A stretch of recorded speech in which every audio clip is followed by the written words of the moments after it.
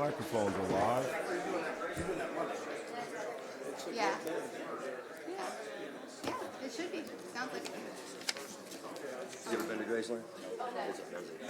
Yeah. Talk about why.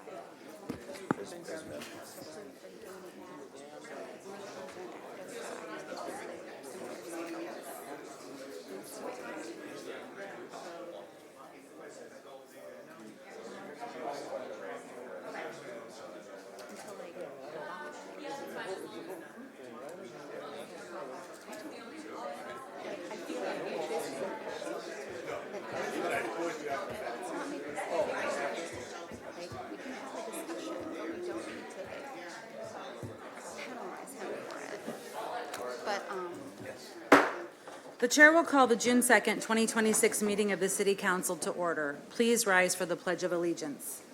I pledge allegiance to the flag Of the United States of America, and to the republic for which it stands, one nation, under God, indivisible, with liberty and justice for all. Clerk Redpath, can you please call the roll? Alderman Cox. Here. Alderman Gregory. Here. Alderman Williams. Here. Alderman Rockford. Here. Alderwoman Purchase. Here. Alderwoman Natrano. Here. Alderman Carlson. Here. Alderwoman Connolly.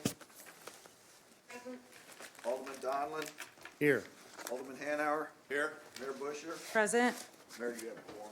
Can I get a motion to allow Alderwoman Conley to join us by phone? Second. We have a motion and a second. Any discussion? All those in favor, aye. Aye. All those opposed, nay. The ayes have it. I'm what? She's legal. Oh, she's legal. I thought you didn't know what you said. I thought you said she was leaving. The civility pledge. In the interest of civility, I pledge to promote civility by listening, being respectful of others, acknowledging that we are all striving to support and improve our community, and understanding that we each may have different ideas for achieving that objective. This evening, there would be no proclamations or presentations, so the chair will entertain a motion to dispense with the reading of the minutes of the May 19th, 2026 regular city council meeting and approve the minutes. Second. We have a motion and a second. Any discussion? Seeing none, all those in favor of the motion, please say aye. Aye. Those opposed, nay. The ayes have it. The chair will entertain a motion to incorporate the pre-council first reading of ordinances into the record of this council meeting. So moved, Mayor. We have a motion and a second. Any discussion? Seeing none, all those in favor, please say aye. Aye. Those opposed, nay. The ayes have it. The next item on the agenda is the consent agenda. The chair will entertain a motion to incorporate the pre-council reading of the consent agenda into the record of this council meeting. So moved. We have a motion and a second. Any discussion? Seeing none, all those in favor of the motion, please say aye. Aye. Those opposed, nay. The ayes have it. The chair will entertain a motion to place the consent agenda on final passage. We have a motion and a second. Any discussion on the consent agenda? Alderwoman Conley, do you have any discussion on the consent agenda? Okay. Seeing none then, the voting will now be open. All those in favor of the motion will vote yes. All those opposed will vote no. Alderman Connolly, how do you vote? And the motion passes with 10 voting yes, none voting no. There are no items currently tabled or remaining in committee. The next item on the agenda would be item number 2026-262, an ordinance to increase the number of Class A liquor licenses by one for the Old Fashioned Inc. DBA Gold Mine Gaming located at 3126 South 6th Street. The chair will entertain a motion to place agenda item number 2026-262 on final passage. So moved. Second. We have a motion and a second. Any discussion? Sorry, I have a frog in my throat. Alderwoman Notriano.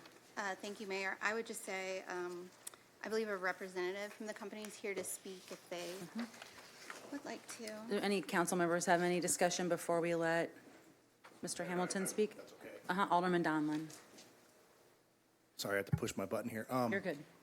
As I stated last week, anytime that we have what is perceived as a establishment that isn't going to meet our 60% rule, we have a rule in place. I think we've had it in place since 2016 that we grandfathered in the existing gaming parlors and establishments at that time.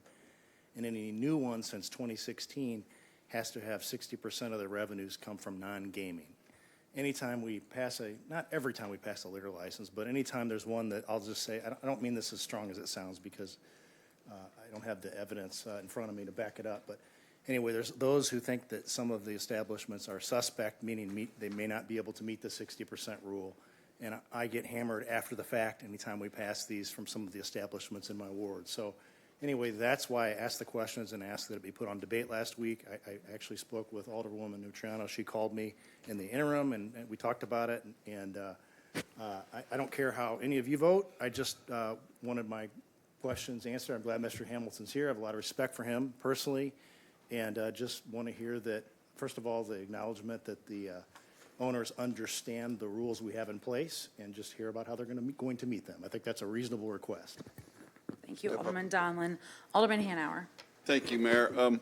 One of the concerns that I've had, and I think we really need to look at it, is the way our rules are right now. They have a year, and then they get in a year, and then we audit so many of them, and then if they don't make it, they have another year before we have to audit them again. And so they basically, or I think 6 months, and then a year that their liquor license is up again. My concern is I think there's a lot of these that aren't making 60/40. And if you start a business, you got 2 years, and then all you have to do is start it. And this isn't about you, Dan. I don't want you to think this is just overall. And I think we really need to take a look at that and shorten the window so that they get audited after like 6 months, and then if they're not up to speed in that first year, then we got to think about this. That's a concern I have, because right now well, not me, but somebody could start a business that's basically a parlor and not meet the 60/40. They've got 2 years to operate, and then they start another LLC and they got 2 more years. And I just think we got to shorten that. We got to figure out a way to shorten that. So thank you. Gotcha. Any other discussion from any alders before we hear from Mr. Hamilton? Mayor, Alderwoman Nutriano. so first, Corporation Counsel, could you help me understand why this regulation comes in after the fact instead of at the front end when people are applying for licenses and so forth? Sure. So the 60/40 regulation is actually put in Section 90.24 of the code, which is regarding renewals. So this regulation comes up after an initial license has been issued. And the way the statute is written, we audit the annual revenues. So we need that 1 year of revenues before we can even send our accountants in to do this audit to calculate whether the 60/40 is there. So that's why we're on this rotating basis of they have the right to get the license, and then we wait a year, then we can look at it. And then the way the code is written, they have to receive a mandatory second audit. So if they're in violation, they're given a chance, and then we audit them again that following year. So that's why it's that long process, because of how it was initially passed. Okay, thank you for that. That's helpful. I'll say that if I was a business owner, I would think it was unfair and maybe I don't really know the word. I'm sure there was a reason for that putting it in renewals, and that was probably some sort of compromise. But from the perspective of this business owner, they're investing money in this space and setting up a business, and if the business wasn't going to meet city code, I feel like on the front end, we should have a regulation that would stop them from making that initial investment if they're not going to be in compliance later. So that would be my suggestion to Alderman Hanauer and the rest of the group. I'm definitely welcome a conversation about revising the rules on this or something like that. But we've had weeks to talk about this instance in particular, and I think it's unfair to this business owner to use them as sort of a guinea pig for working out our issue with this policy. So I can only speak for Ward 6, and this area of South 6th Street is pretty much strictly commercial. It's going into a strip mall. I and my residents want to see every single one of those storefronts filled, and we want tax revenue. And that's what this business is going to do. So I would urge my colleagues to support this approval of this liquor license today. How many votes do we need to affirm it? It's a Just simple six, majority? Okay. concurrence of the majority, Okay. 6. Okay. All right. And now, thank you, Mayor. I'd love to hear from the representative. One moment. Okay. Is there any other council members I have discussion before we get to Mr. Hamilton? I just want to make sure the council, I always make sure the council's got their comments in first. Okay, Mr. Hamilton, you're up. Thank you, Madam Mayor, members of the City Council. I'm here this evening on behalf of the Old Fashioned Inc., which is the applicant for this particular liquor license. To answer Alderman Donlan's question, the applicant is aware of the 60/40 obligation, and they're going into this business with every intention of complying. If they're unable to do so, then they won't be able to stay in business. But the intent, as most intents are whenever you go into a new business, is to comply with the rules. They know the rules, and they're planning on complying. Any questions from the alders for Mr. Hamilton? Okay, thank you, Mr. Hamilton, for coming forward. Any other discussion from the alders before we take a vote? Seeing none, then the voting will now be open. All those in favor of the motion will vote yes. All those opposed will vote no. Pardon me? Oh, how does she change? Can she change it on the screen? Can she take her vote off? We'll just, Clerk, I'm a yes. Thank you, Alderwoman Conley. Present. okay, let the record show that Alderman Purchase is not voting. There we go. Alderwoman Purchase. Corporation Council is supposed to be not correct. If you're recusing yourself, then you don't vote at all.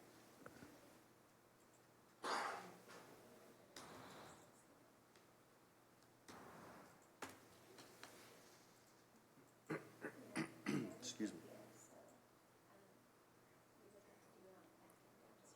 Well, Okay, so I'll read into the record that the motion passes with 9 voting yes, 1 not taking a vote at all. correct. Is that okay, Alderwoman? And I'll read into the record. Thank you, and then clerk, you can reflect that in the minutes. Thank you. The next item on the agenda is item number 2026-263, an ordinance approving the appointment of Anthony Mars to the Board of Managers of Oak Ridge Cemetery. The Chair will entertain a motion to place agenda item number 2026-263 on final passage. Second. We have a motion and a second. Any discussion from the alders? Seeing none, voting will now be open. All those in favor of the motion will vote yes. All those opposed will vote no. Alderman Conley, how do you vote? Yes, And the motion Rockford's a yes. passes with 10 voting yes, none voting no. There we go. The next item on the agenda is item number 2026-264, an ordinance approving the appointment of Megan Mayton to the Lincoln Library Board of Trustees. The Chair will entertain a motion to place agenda item number 2026-264 on final passage. So moved, Mayor. We have a motion and a second. Any discussion from the alders? Seeing none, the voting will now be open. All those in favor of the motion, please vote yes. All those opposed will vote no. Alderman clerk, Conley? I'm a yes. Okay. Yeah, I'm a yes, thank you. And the motion passes with 10 voting yes, none voting no. The next item on the agenda is item number 2026-273, an ordinance authorizing a supplemental appropriation in the amount of $515,360 to reappropriate remaining balance of the Department of Commerce and Economic Opportunity Local Tourism and Convention Funds Grant Number 26-751-751-029 into the fiscal year 27 budget in accordance with the original grant award. The Chair will entertain a motion to place agenda item number 2026-273 on final passage. Second. We have a motion and a second. Any discussion from the alders? Seeing none, the voting will now be open. All those in favor of the motion will vote yes. All those opposed will vote no. Alderman Conley, how do you vote? And the motion passes with 9 voting yes, none voting no. Is there any new business? We're on to new business before the council. Before we, I think we should have did old business Mayor, first. I apologize. I think it was 10. You said 9 on the record. I just wanted, Oh, for the it was record. 10-0. Oh, thanks for Yes. correcting me, Alderman I Cox. did- I I'm appreciate sorry. it. Sorry to I interrupt heard you. Alderwoman Conley and then read it on my screen. We're going to go to old business first before new business. Is there any old business to come before the council this evening? Does any council members have any old business? Seeing none, now we're in new business. Director Fuchs, can you please come up? And Director Brown, will you come up with them?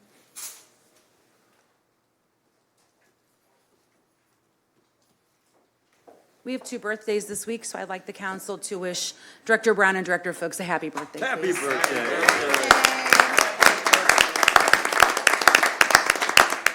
That's all. Okay. Go sit that down. My knees make me come here. Those knees.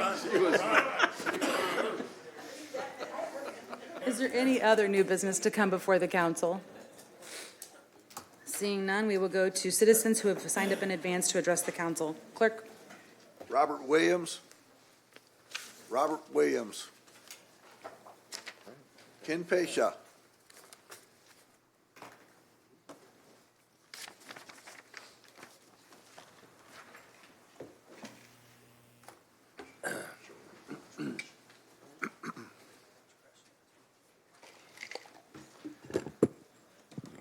Well, that worked out, didn't it? It kind of seems like the legislature almost agreed with me. It's kind of a suspect bill, isn't it? A lot of questionable stuff in there that still needs to be worked out, especially when an entire statewide hoteliers association opposes it, right? 17% hotel tax? I didn't even have to say it for them, but most people can realize other cities aren't going to raise theirs at that point. They're going to keep theirs low. That's called a negotiating tactic. That's how you get big conventions to show up.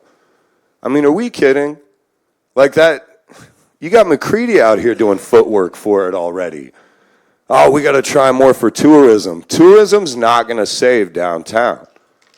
This hotel game is still being played. What's the solution to 2 failed hotel guys? A 3rd one, that's right. You know, it's really eminently frustrating because I'm downtown almost every day. I'm sure most of you are as well. What do you guys see out on those lovely sidewalks besides hardworking citizens? Flowers. What's that?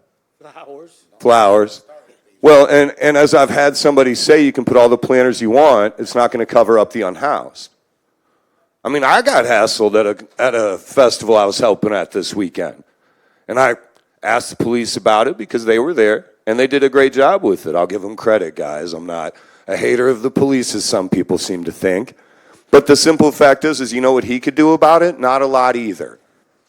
Because there's no one to call on a Saturday to fix that. And even if there was, where are you going to take them? Most of the beds are full. Most of the houses are filled. The money's running out, right? So, I mean, I guess it's just eminently frustrating because we want to see downtown do better.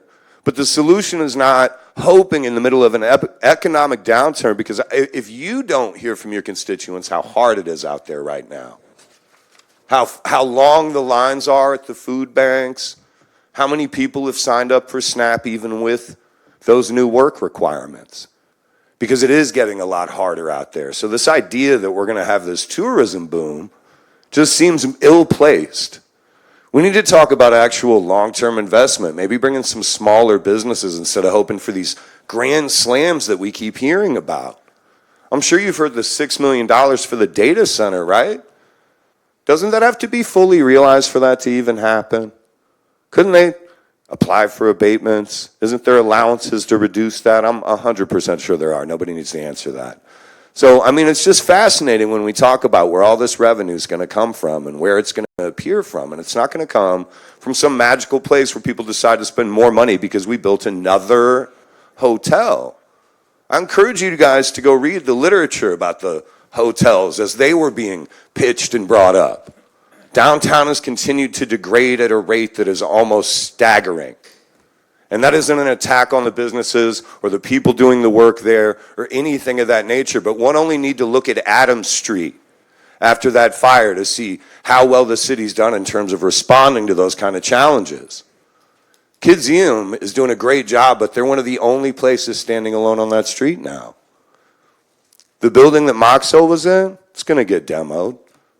That building's infested with black mold. I mean, it's just, when we talk about rehabilitating downtown, it's not going to be because a bunch of tourists come spend money there, because that alone isn't even promised. And I think it's frustrating that we are hearing from people within the legislature that are saying the exact same things I am. Even if you think I'm ill-placed, you have to listen to at least the elected officials that have a disagreement about it, right? And if you're not willing to, ask yourself why that is, because I've listened to the proposals. I've read it, I've looked at the studies, and I still disagree ardently. And I think that's the thing, is we aren't actually looking for solutions. We're hoping for this golden egg to appear to solve all of our problems. But guess what? That hotel surrounded by people that are mentally ill, drug addicted, or just unhelped isn't going to do us any good, because that's where downtown is. I literally drove to 3 different locations today, and at every single one of them, that was the visual that greeted me. And that isn't an attack on those poor individuals that are living on the streets right now. It's the reality that putting pig on a lipstick on a pig doesn't make it less than what it is. You need to recognize that our downtown needs more than just some bill in the legislature that's going to make it all better. The city needs to find better solutions than that, because I am a downtown business owner, and I, unlike seemingly a large number, do disagree with these efforts, and I would strongly suggest that the city do better than that.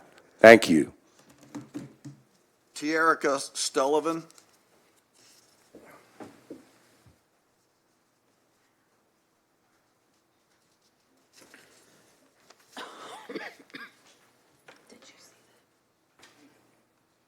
You can bring it down to you, ma'am. Hold down there. Yeah. Hi everyone, my name is Tierica Sullivan, and I'm just a regular human being out here trying to make it, and someone who really does believe in the city of Springfield and this council. And I came to share an essay I wrote called "I Can't Hear You Over the Sound of Being Free." I learned all my lessons the hard way, so on April 19th, what could have been a verbal warning led to me receiving a $168 citation for my plate light being out, finding out about a warrant, and my first time going to jail. I actually went to 2 different jails in 1 week. But from April 19th through 22nd, I stayed in Sangamon County Jail, waiting for Logan County to come get me in regards to a warrant stemming from old traffic violations.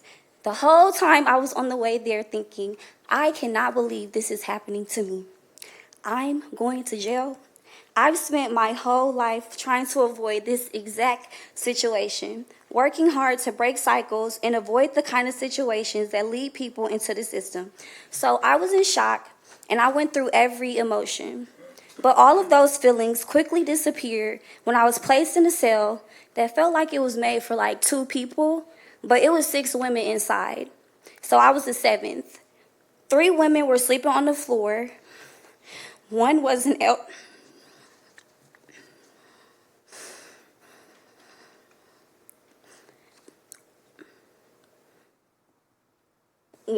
elderly disabled woman.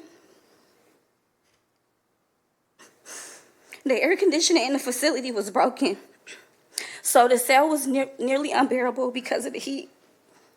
And the only air was coming from a fan that was sitting outside the door blowing through the chuck hole.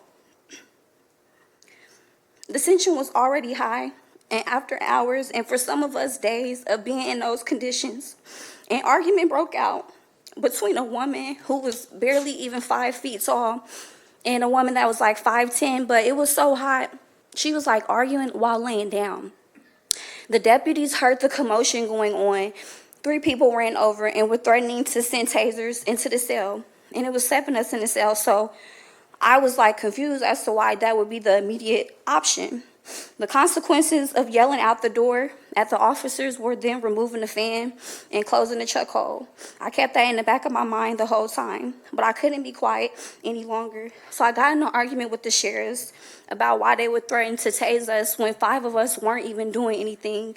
One of the girls that was arguing was laying down. I just feel like, that de-escalation word could have been used. I could go on and on, but since I'm running out of time, I want to leave y'all with this. There was a girl in there that everybody knew something was seriously wrong with. On top of that, she had been unmedicated for 4 whole days. When the sheriff came to get her for her transfer, she was immediately triggered. And in the middle of her completely spazzing out, a sheriff yelled out, "Sorry, I can't hear you," over the sound of being free, as he was escorting her out in a wheelchair. And that imagery will live with me forever. I witnessed treatment that I can only describe as cruel. Human beings sleeping on the floor on 1-inch thick mats. Physically and mentally disabled citizens going days without needing medication and seeing a nurse.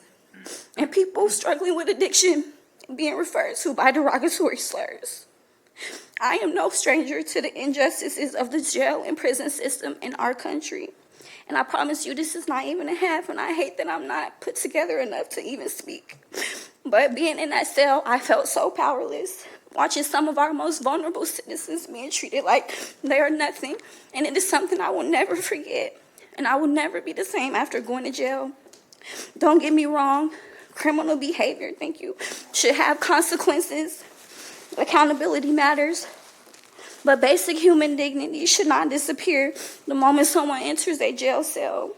The people our law enforcement officers come in contact with the most are people that are often battling mental illness, addiction, homelessness, trauma, or simply difficult circumstances. And what if that was someone that you love?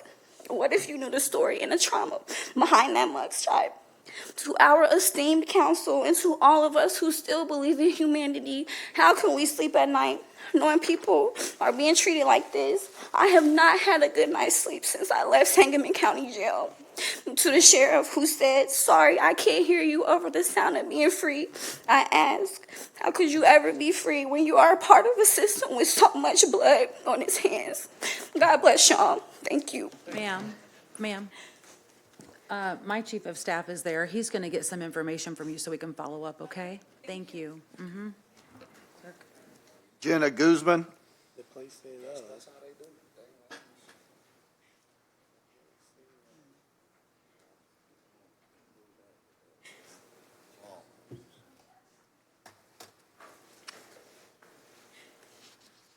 Hello. So I'm here to address the situation regarding my son. I can't hear you. Ma'am, speak up into the microphone. Thank You you. can move it up if you need to. Okay. I'm here to address the situation that happened with my son Saturday, this coming weekend. He was racially profiled because he had on the color black. There was an incident that happened over 6 blocks away. I understand they were doing their job. However, he was walking to the store. He's seen on video being followed on foot by an officer out of his patrol car. You don't see his car. You see the officer on foot, over 10 distance away, walking behind my son, following him.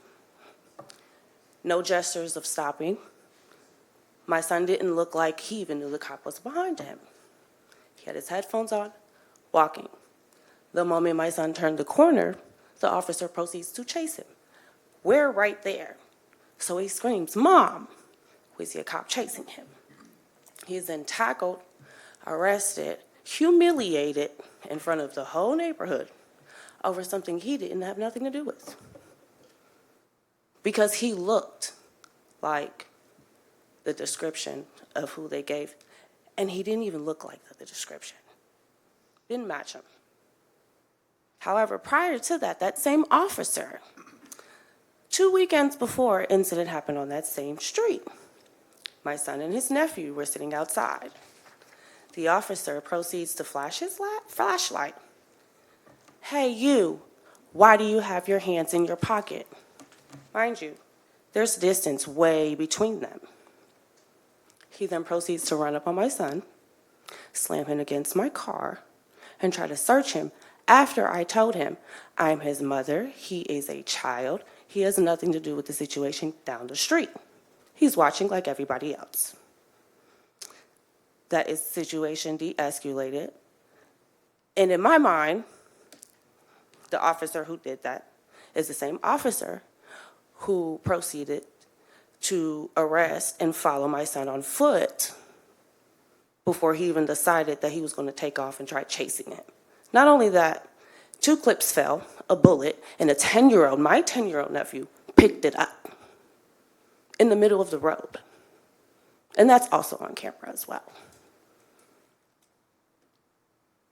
So now I'm thinking, because the officer couldn't get into my son last weekend, he's seen him walking and was like, hey, let me hop out on foot and follow this kid.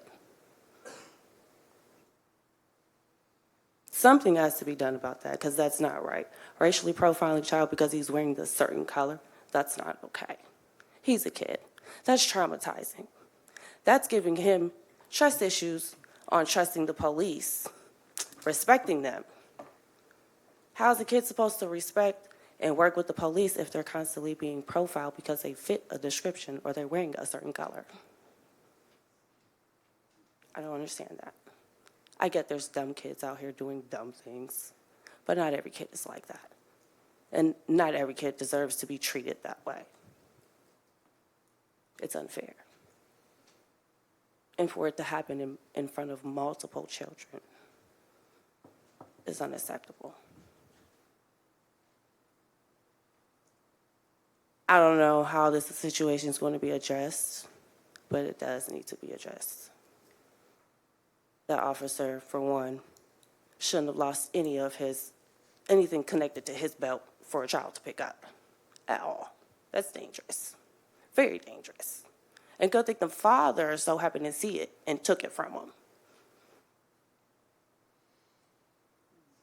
That's all I have to say about that situation. I don't want to take your time away from you. If you are done, I'm the chief of police is in the back. We can give you information about how you can file for an internal affairs investigation. The chief can tell you how to do that. Chief Beal is right in the back by Director Fuchs. If you would like to go talk to him, he can help with that, ma'am. Thank you. Thank you for coming. Oh, sorry, Alderman Williams. Yes, ma'am. This is disturbing to me. The location or ward, what address did this incident happen? 717 East 25th.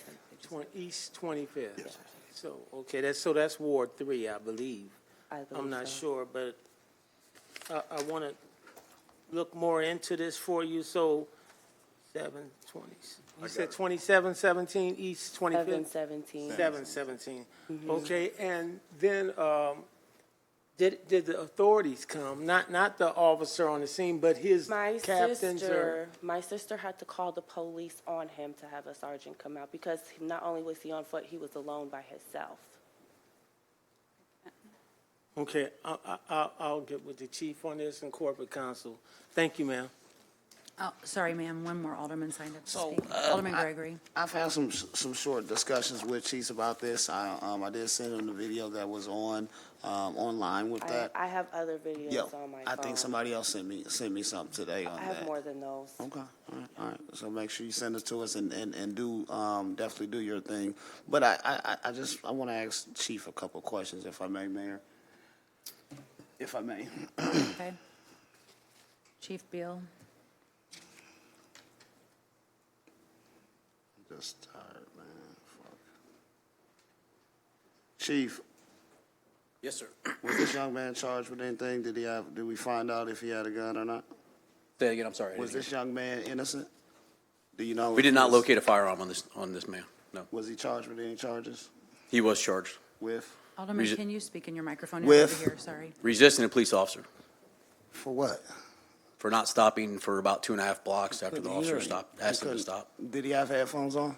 He did, but he acknowledged the officer multiple times as the officer was asking him to stop, turned around, faced him, said words, and then kept on walking. And he's 14 years old? Yeah, I guess he is 14. Okay. I'll say this, Chief. You know, I understand. I mean, the takedown, all of those things, it wasn't, something that was rough. But I'm just having some concerns about why we would go through with charging him with anything. He didn't have a gun. He wasn't a part of it. He wasn't a part of the situation. So why do we have to charge a 14-year-old with anything? Why? When we have to write a report because of use of force, Typically, when we use force, there's a charge that comes along with that. If there's not a criminal charge to go along with that, then it would be a community caretaking event. That was not the case. We were investigating a shots fired that happened a couple blocks to the west of there. That was not only a shot spotter call, but it was a 911 caller who described several juveniles with the description of wearing all black, and they were headed eastbound. So that's why we tried to get out with this particular individual. I respect your storyline, but that's why I didn't come see the video, because I just feel like, you know, we get in these situations. This young man's innocent, but now he's got a resisting arrest charge for what? He didn't have a gun. He didn't do anything. I mean, I just don't get it. And you know, we have an issue, right, with gunshots in our area, in our community. But that does not mean every young black kid we gotta get better. We've had these conversations. We can't get to roughing up everybody about it. I mean, I get it. What if 100 people on the block got on the block? Are we gonna wrestle them all down and we're gonna search them all? Well, it was a very specific description, 12 to 14 years of age, 4 black males, 3 of them wearing all black, one of them with a black hoodie on, and then also one wearing green. Did we find anybody in that No, situation? because the officers that were on scene responded to what ended up being the foot chase to assist with that officer. So we got one kid we found. He doesn't have any gun on him. He ain't done nothing, but the perpetrators is gone because we put it on this one kid who got some headphones on. So We could have got him stopped and had a conversation with him, then we I'm wouldn't gonna have say had to this. chase him. We have had. I'm just tired of it. We have had too many situations that people come up here complaining. I'm tired of it. We have never had this many people. Now, I get it. We got something to do in our community. We went from, 5 murders in 2019. Now we had 11 last year. You know, so we have to do some different things. We can't keep going to all of these stakeholder groups and then putting the onus on them without working with people from the community to try to get out here and slow some of this down. Get with these families and stuff. Like, our police and community relations, I mean, I spoke on it before, and I felt like it was getting good, but every single week I just see something dumb, not needed. That's what get us in. I mean, I've said it before. I feel like we have a very good police department, but some of these situations are just like, geez. And then you know what ticks me off is when we have something like that, we know we messed up. We got to throw a stinking charge on them when we can let them go and be done with the shit. Because you know what we have to do, and we talked about this before, because we had another guy in Roy's ward that we stopped, and it wasn't him, Chief. And now that kid gonna walk away, and he gonna feel some type of way. This is the whole point. We go, these little kids, we go do all this cute stuff, and then we just run after them, chase them down, and then they ain't them. How they supposed to feel? We got to do better with this. Like, I just don't know what else how to even feel about this. I'm so tired of it. It's just, whether it's, and I tell my people this too, right? When somebody put their hands in the face of one of the officers and he smacked it out, I didn't say a word. When Coop just pushed the guy, I didn't say a word. Because that guy was out of order. Those guys was out of order. Now here's a situation where we are out of order. We got to get better at this. We got to get the right person. So let me understand this. So when somebody matches the description of somebody who may have shot a gun off, we all black, and they're not responding to a police officer's all lawful black. order to stop, We all black. you want us just to walk away from that? No, I'm not saying just walk away from it. But if it's not him, and we search and he don't have a But gun. we don't know it's not him because he won't stop. He didn't. You saying resisting arrest? Resisting arrest is we seen a resisting arrest. That kid, he 14 years old. You took him down, no problem, no huss, no fuss. Definition of resisting arrest is not responding to a lawful order. All right. Well, thank you. Appreciate it, Chief. Alderman Williams, did you push your Yeah, I button didn't again? get a chance to speak to the chief. He wasn't up there when I asked the first time, but I need to address them now. So it's these definitions that you guys use that get us in trouble. But so the gun what happened with the weapon? It fell off during the scuffle or There was something? no firearm that fell off. The firearm was never drawn from the holster. Okay, so what fell off then? Was it the bullets or the young lady? The magazine's in his vest as he was chasing this individual down the street. The magazine fell out of the pouch.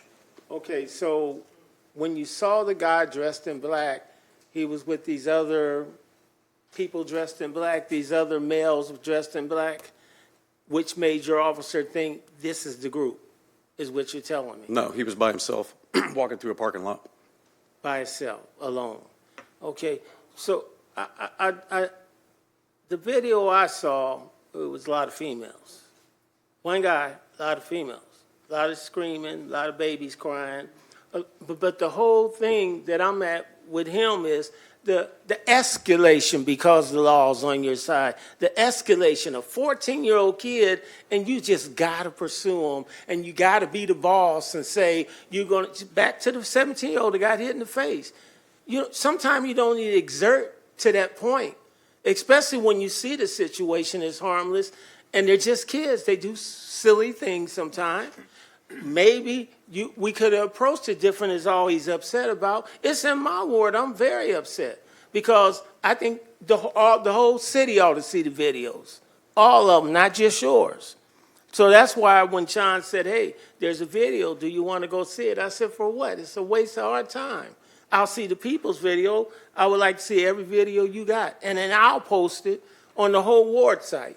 Because it's time. The only way we can stop this, guys, is if we start teaching our community what's going on and how this mayor supports this chief that allows these things to happen. Because they don't have to be just so automatic. She should care enough to look at how many times it happens, how often it happens, and the fact that it keeps happening tells me the mindset's not right. The community relationship is not there. And it's not even about guilty people. It's about people who have the perception of being guilty. I don't know if it's because they're black, young, wearing black, or whatever you guys use, but I just think your approach needs to be totally different. And you, in your police mentality, just don't want to see it no other way but the way we say. The fact that you think because officers tell somebody something and they don't listen, that's resisting arrest, so that lets you escalate. That's what you're saying. Even to children. We followed him for 2 blocks through 2 different parking lots, asking him to stop. He acknowledged multiple times. He still didn't stop. As he turned the corner, he was ahead of the officer, so the officer started jogging to catch up with him, and then that's when the foot chase started. Well, so, again, I don't know if you should have followed him home. If you're going to walk him home and talk to the parent. But all this engagement, because it could have got worse. It could have become worse. And that's the part that I think you refuse to believe. Escalation can happen so quick with all of us being human beings and them being kids and scared kids at that. I imagine he started running because he got scared. Which is what I said the last time. When they get scared, they run. But there's a lot of reasons why they run. He may have been running for his safety after seeing our police chief say, oh, it's okay to punch her in the face. So, I mean, there's a lot of reasons why we do what we do. But some of it needs to be on y'all. You guys could do a lot as the adults. If he walked for 2 blocks and was fall for 2 blocks, was he harming anybody? No, but he still wasn't following a lawful order, which was to stop and speak to the officer. Stop, speak to the officer, have a conversation, make sure he's not involved, walking back to his house, and talk with the mother, talk with another individual there, see the video that we looked at, and determine that he wasn't part of that. But instead, he failed to do that. So I have been seeing these community videos, Mayor and Chief, of police officers pushing. We know about the hitting, and now we got this one. And I'm just saying, he's right, something has to be done before something really does happen this summer. And there's a death. It could be the officer or it could be the person. But I just think it could have been handled differently. And I still am going to take a look at those videos. And my weapon is the people. I got to share that thing. I got to share it to my ward to say, what do y'all think about this, being police like this? Because you think it's somebody don't stop or don't do something the cop says. In a non-dangerous situation, he wasn't running. You just said you walked him for 2 blocks. But the you say one it's I saw non-dangerous, was but a does he bunch have a of young firearm? girls and him walking, and the girls screaming, "What he do? What he do? What are you doing? What are you stop?" And that's what I'm saying to you. Some of it, just be a human about it. not a mentality of a policeman robot about things. The law says this, so I got to do this. Remember, you're working with kids, young people. It's a lot of ways we can handle this instead of getting to this point. But me and you are never going to agree on this, right, because you have your way of thinking and I have my way. The only thing I can do is teach. Thank you, Chief. Excuse me, Alderwoman Purchase. Thank you. So, Chief, was there some type of dialogue after this all took place where you brought his mom and him Correct. in to talk to them? And so you guys did have a conversation because she's Yeah. shaking her head no and you saying yes. Yeah, once we had we got the individual, and we were trying to put him, secure him in handcuffs. I believe it's his aunt and then his mother were right there trying to calm him down. They got him calmed down. We stood him up, took him to the car. He was still pretty animated, and then his aunt and his mother were able to get him calmed down. From there, we had a conversation with both the aunt and the mother about, kind of what was happening, what was going on. We determined that he was not involved in this incident that we were responding to. And then from there, we released him out of handcuffs. And that conversation was had with two different supervisors on scene, along with the officer, two different officers involved. So I'm listening to you and I listened to her, and then just to hear this young lady that was very emotional about what just happened with her. We just had something on national TV where an officer body slammed a woman and was punching her. It's a lot going on right now, and we're stepping into the summer. I think where was the teachable moment too, if you're saying that he didn't listen to the officer, he had headphones on, he did acknowledge him, he did run, the officer did get to him. After that point, where do we come in a more calm environment? Because you're trying to explain when she's a mom and her son has just been chased. Sure. And now he's getting charged with something. So she's probably not in the mindset to say, well, let's just have a conversation. Did you all try to do something else for y'all community engagement? I know we talk a lot about that, so we're trying to. And this just happened on Saturday, so no, I've not had any community engagement with that. I think the teachable moment here is once somebody starts fleeing from the police, that escalates the situation. We don't escalate that. That's escalated by whoever's running from the police. Now we don't know what's going on. We don't know who's involved. Do they have a weapon such as this situation? So it would have been a lot easier to have that conversation in the parking lot. Hey, are you involved in this? No. I was at my mom's. Okay, cool. Let's go there. Let's check the video and confirm that. And then we would all walked away and we wouldn't be having this conversation.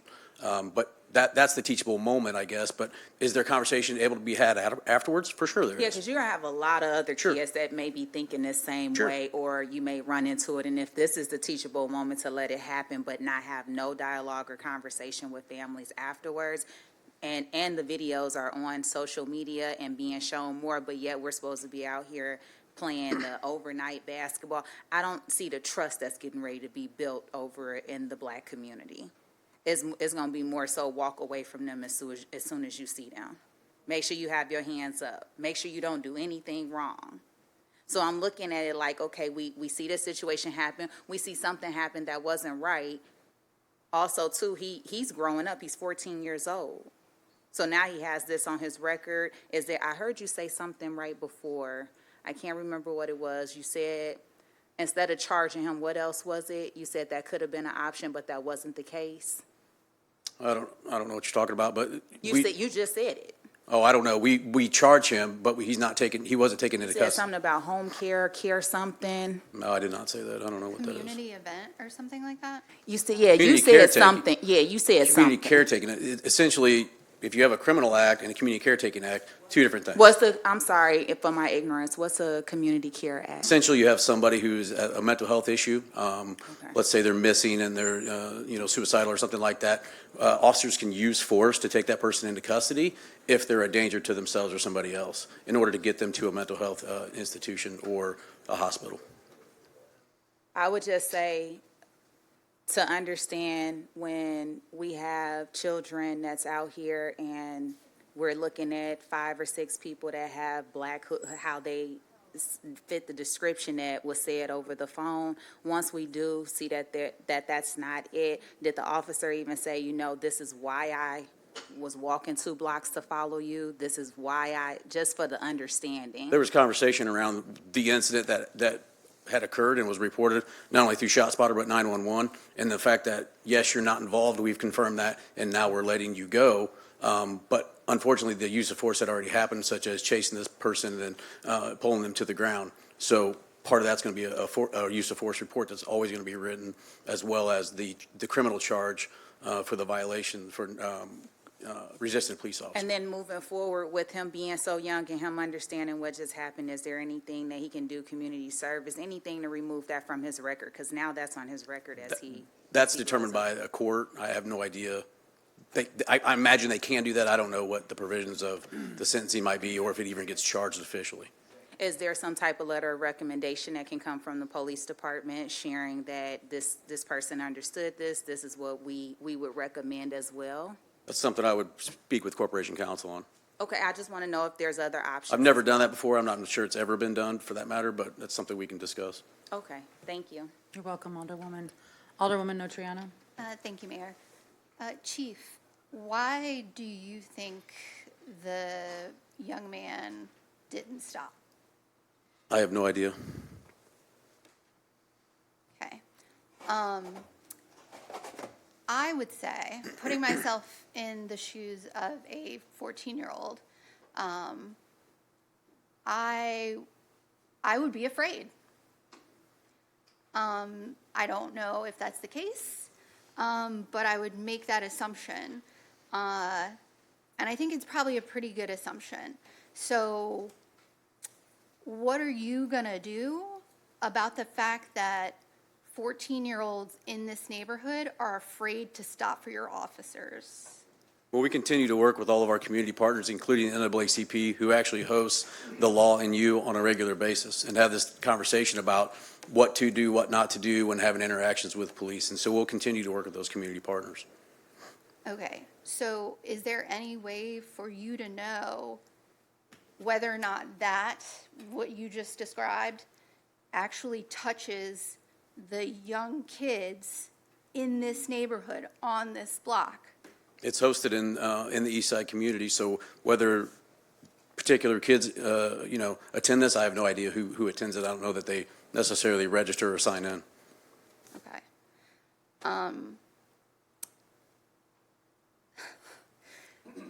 So I really hope that we, or the city and SPD, can use this as an opportunity to think about what went wrong and why the kid did not want to stop. I saw on Facebook, I don't know if this is true, that he had previous interactions with other officers. There's obviously a trust issue. He did not feel safe. He wanted to get home where he felt safe. You have to let that sink in. You have to realize that. Your officers have to realize that. This is a child, a 14-year-old kid. Nobody is going to be safe if they're afraid and don't understand how to interact with the police. I mean, I, as an adult, would not have realized that ignoring or not speaking to an officer would be resisting arrest. So if I was stopped on the street and an officer wanted to question me and I didn't want to answer, what's the outcome of that interaction? It depends on if it's a consensual stop or if it's a Terry stop. If it's a Terry stop, then we have the right to get the information from you. If you flee on foot, which is the case here, then it would be resisting. Okay. And so let's say I don't flee, I stop, and I don't feel comfortable talking with an officer with no other person present. What can I do? Again, is it a Terry stop or is it just a consensual contact? Let's say that I match the description of somebody who is a suspected of committing a crime, whatever kind of stop that is. And I don't feel comfortable talking one-on-one with an officer. What's my option? So we're probably, if you're a juvenile, probably going to hold on to you until we get your parent there, and then have your parent and you figure out, what conversation you're going to have with the police, and then we can move on with the case from there. It's case specific. We can what if this to death. We can but what if it to death, and I can't answer each and every one. There's a million different ways to skin this, and I just don't know. There's a lot of details that go into this, and there could be a bunch of what ifs, I guess, is my No, point. totally. I'm just saying that I think we need to have these discussions. Like whenever you're talking to people at the meetings that you have, and whenever your officers are interacting with kids on the block, you have to let them know what their options are. Because I, as an adult, as a 42-year-old woman, would not have known that I would have to speak to the police. I would have preferred to remain silent. So we really have to do a better job of educating the community, and really making sure that individuals are not afraid to come in contact with and be stopped by an officer. So I hope that that is something that you're committed to and that you're going to figure out building relationships with the kids in this neighborhood. Thank you, Mayor. Alderman Williams. Yeah, real quick, Chief. Was he ever told? What's that? Did your officer ever tell him you fit the description of a person that just committed a crime? I need you to stop.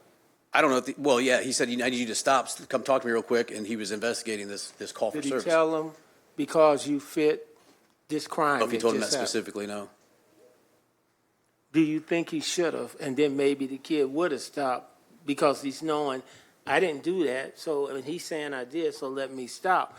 Or did he just say, stop because I'm a cop and I'm telling you to stop and no explanation on the stop? No, he's extremely respectful to the kid. Ask him, say, hey, man, just stop. Just talk to me real quick. I want to make sure you're not involved in anything, things of that nature. So he was extremely respectful, and I was very proud of the way he conducted himself.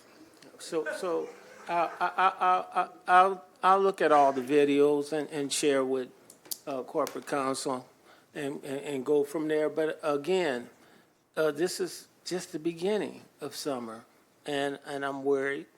I really am, but I'm more worried about our police officers' attitude. I just saw the cop that pushed it, another young kid, just pushed him. Me and Sean have some difference about that one, but we initiated, guys. We initiated because we a cop. So we're in for a long summer. I'm hoping we can get something together before then, Chief. We'll see. Thank you. Thank you, Chief. Emily Shearer. Emily Shearer. Robert Williams.